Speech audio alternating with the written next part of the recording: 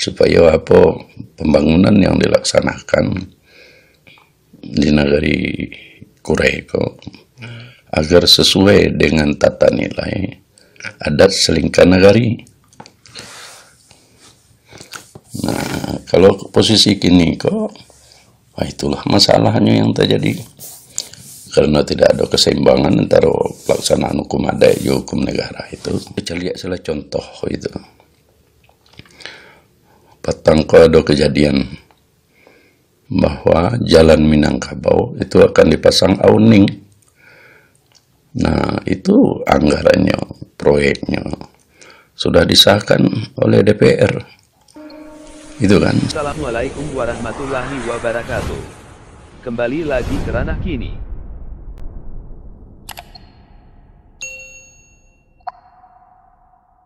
Selama pemerintahan Belanda dan pemerintahan Jepang di negeri Kureko, administrasi pemerintahan itu dilakukan di bawah pemerintahan Belanda dan pemerintahan Jepang itu adalah oleh wali jorong. Jadi setiap jorong itu mempunyai wali jorong. Kemudian di bawah wali jorong itu adalah kepala kampung.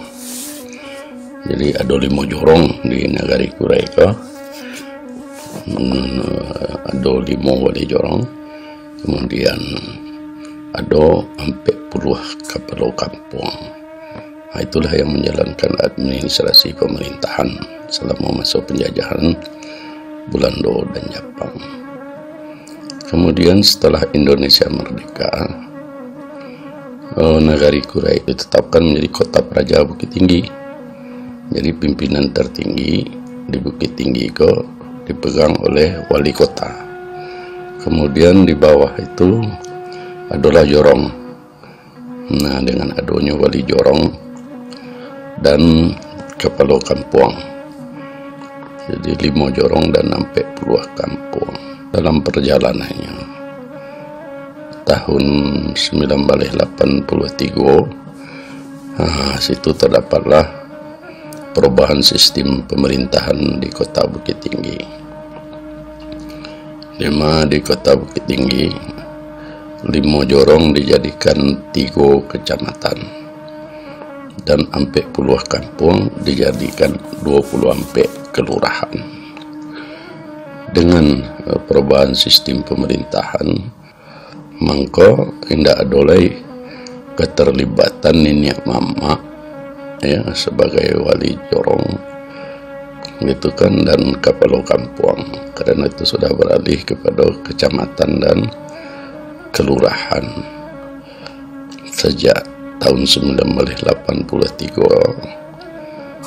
sampai kini itu kan. Jadi tidak ada keterlibatan baik nenek mama maupun pemuka masyarakat negeri Kureko dalam memimpin pemerintahan, mulai dari wali kota, jorong, dan kampung, karena sudah beralih kepada kecamatan dan kelurahan. Sebelum terjadinya perubahan sistem pemerintahan dari jorong ke kecamatan dan kampung menjadi kelurahan dengan keterlibatan nenek mama dan pemuka masyarakat negeri Kureko sebagai wali jorong dan kepala kampung, kita lihat begitu eratnya rasa kegotong-royongan dari masyarakat negeri Kureko. Hal itu dapat kita lihat sebagai contoh. Tahun 1980-an itu Bukit Tinggi ko 4 tahun berturut-turut menjadi juara di tingkat nasional sebagai kota terbersih. Dan pada tahun kelima mendapat Piala Adipura Kencana dari Presiden sebagai kota terbersih di Indonesia. Nah, lama-kelamaan dengan perubahan sistem pemerintahan itu, rasa kegotong royongan masyarakat itu pun kita rasakan semakin menurun. Sebagai contoh di situ itu, kalau dulu kota Bukit Tinggi menjadi kota terbersih di Indonesia dan mendapatkan penghargaan di tingkat nasional. Nah, semenjak itu kota Bukit Tinggi kalau kita lihat masalah kebersihannya memang sudah jauh menurun. Sebagai contoh kalau kita lihat ini masalah banjir saja. Masalah banjir pun sudah sulit mengendalikannya. Sehingga pemerintah kota Bukit Tinggi sampai menggali jalan untuk menampung air hujan untuk menghindari banjir. Kalau kita perhatikan sebelumnya, mangko kota Bukit Tinggi bara pun labeknya hujan, tidak pernah terjadi banjir yang serupa terjadi kini. Alasannya adalah kalau kita lihat contoh dulu, di tengah kota Bukit Tinggi ada namanya Bandagadang. Itu tuh dari Biruko sampai ke Tembuo. Itu kalau kita perhatikan dulu di bawah Janjang Gantung itu dalamnya mungkin lebih dari 4 meter, mungkin ada 6 meter mungkin. Waktu ketek-ketek kami tidak bisa melompat ke bawah itu, bisa patah sampai di bawah. Tapi kini coba kita cari ya, kulit durian itu dicampakkan ke Bandagadang itu bisa diambil.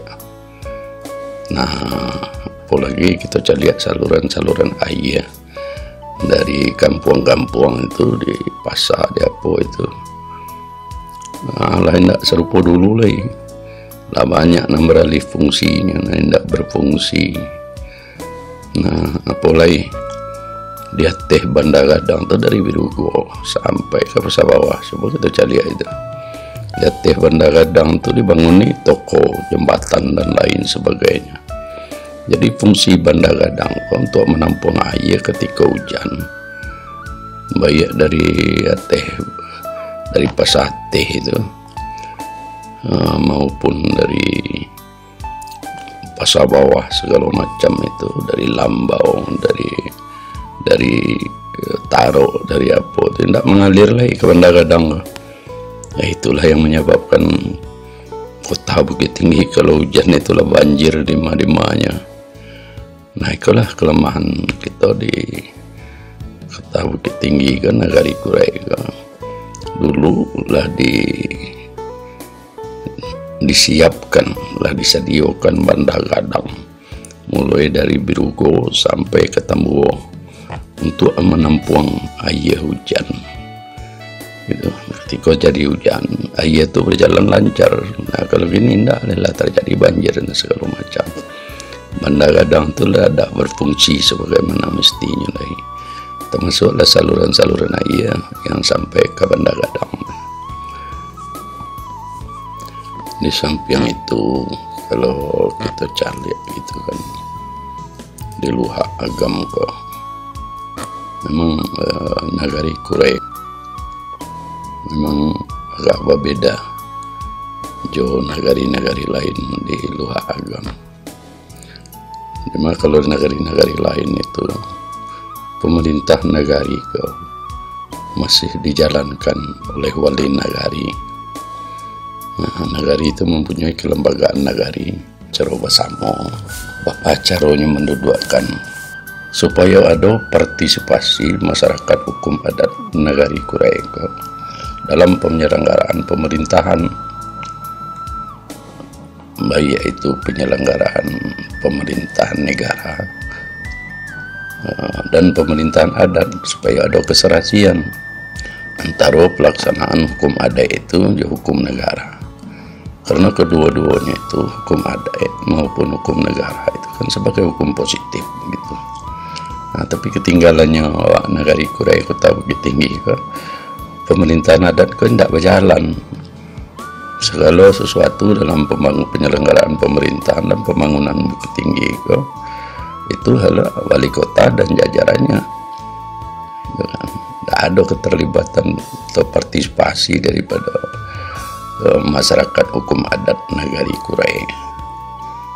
Itu memang kita saya lihat itu kan setelah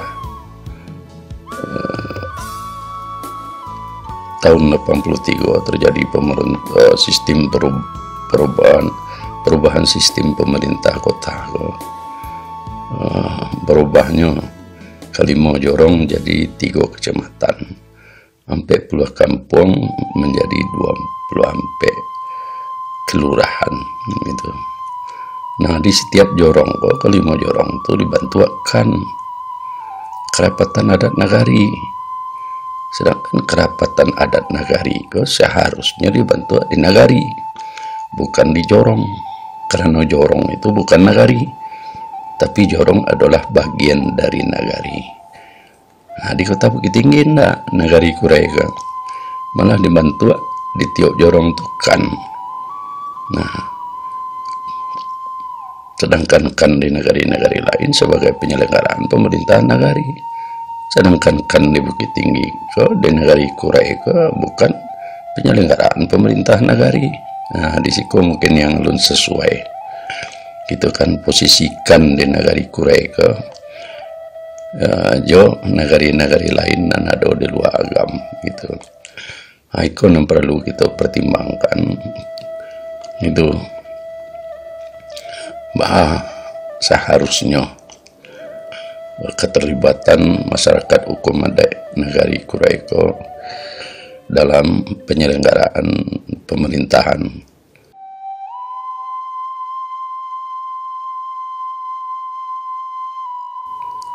Supaya pembangunan yang dilaksanakan di Nagari Kurai agar sesuai dengan tata nilai adat Selingkah Nagari.